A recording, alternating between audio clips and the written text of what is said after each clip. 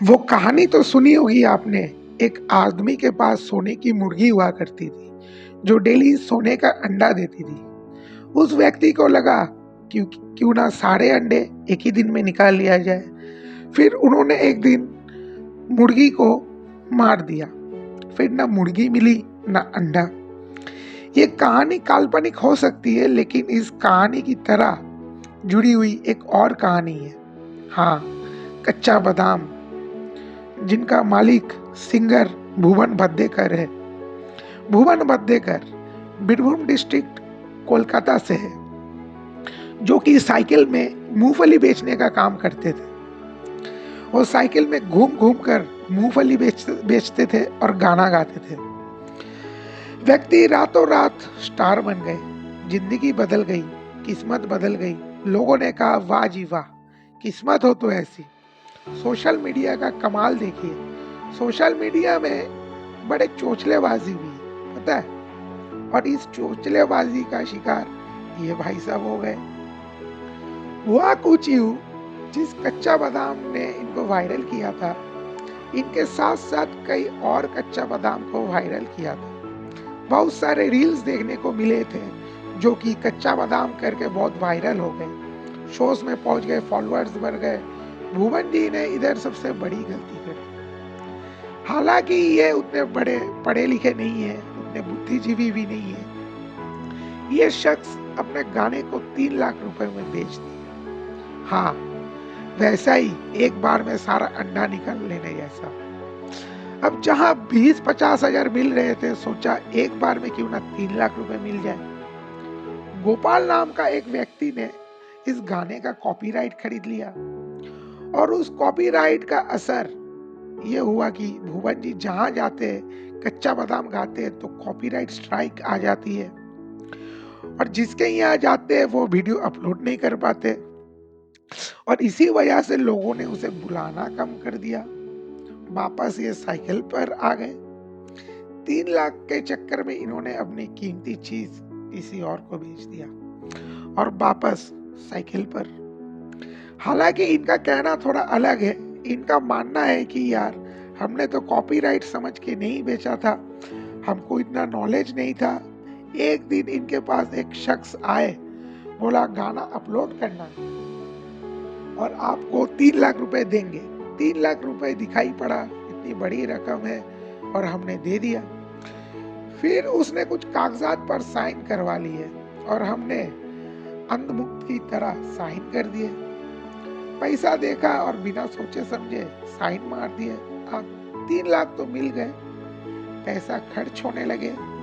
हम सोचे थे गांव में अपना घर परिवार बनाएंगे, घर परिवार को एक साथ रखेंगे। अब 3 लाख तो मिल गए, पैसा खर्च होने लगे। हम सोचे थे गांव में अपना घर बनवाएंगे, थोड़ा अच्छे से रहेंगे, परिवार को यहाँ रखेंगे। लेकिन कुछ रियलिटी शोज में गांव देहाती में हमें बुलाया गया और हम गाना गाए। और जब वो गाना डाला उन्होंने, तो उसको फेसबुक और यूट्यूब ने हटा दिया। फिर बाद में पता चला कि हमारा जो गाना है वो किसी और का कॉपीराइट हो गया, और अब हम जहां भी इसको गाएंगे वो उसके पास पहुंच जाएगा। अब ये इतना परेशान है कि इनको कुछ समझ नहीं आ रहा। उधर पुलिस प्रशासन तक कंप्लेन कर दी इन्होंने, और अब इन लोगों के पास जाके मदद मांगने लगे, कोई हमको बचा लो भाई। अब करे तो करे क्या। हमारे कच्चा बादाम जो है वो किसी और को फल फूस के पैसे दे रहे हैं।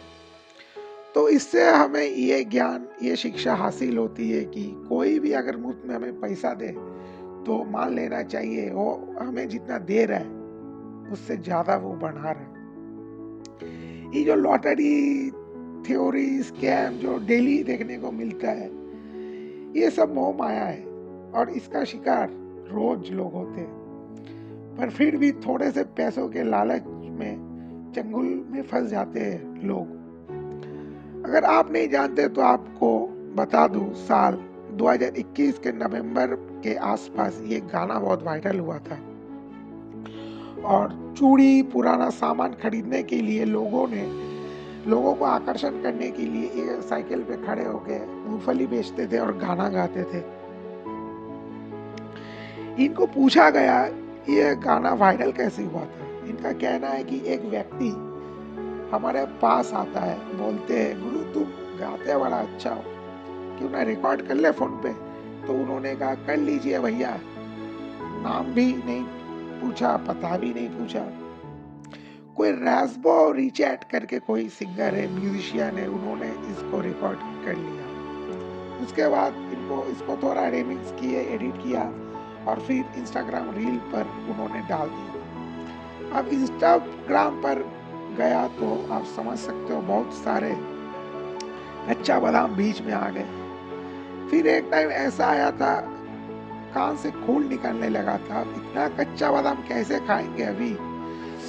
फिर इनकी जिंदगी बदल गई। जिसने रिमिक्स किया था उसको भी शायद इतना फायदा नहीं हुआ होगा, इनको बड़ा फायदा हुआ। फिर इनका ओरिजिनल वर्जन आया और बहुत सारे शोज मिलने लगे और भी बहुत जगह जाने लगे।